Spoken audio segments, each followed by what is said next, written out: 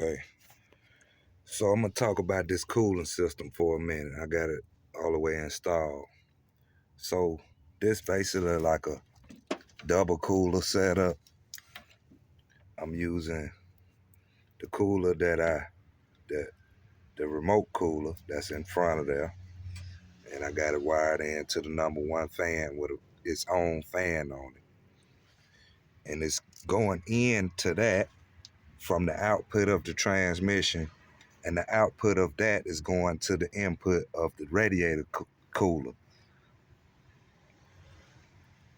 So it's a double cooler setup. Now, the reason why I want to talk about this a little bit more because everybody that run this setup would tell you, oh man, the transmission, it ain't nothing. They gonna go out. It's gonna burn up on you, and that may be true, but anything you keep cooler, by the way, this all gonna go back to once I mount it back in there. But anything that you keeps cool, pretty much most likely not gonna burn up. Okay, so that's just an extra method of keeping it cool. I'm pretty sure you saw the cooler and the fan set up in the previous video. But I just wanted to talk a little bit more about that. If you wanna get a little bit more longevity out of your transmission, which you know can't take that much abuse, you may want to look into adding that extra cooler on there. And when you run it, don't run it by itself. Run it with the radiator cooler too. You know, input, output.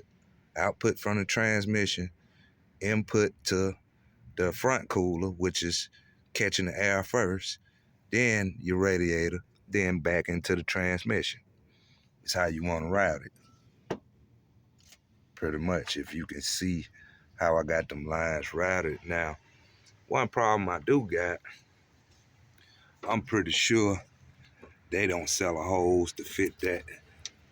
So I got a outlet here on my radiator that's got to go here.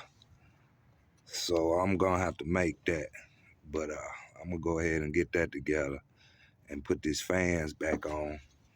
That way I can get a shot of it and show y'all with it all back together. And that'll be the complete cooling system. Yep.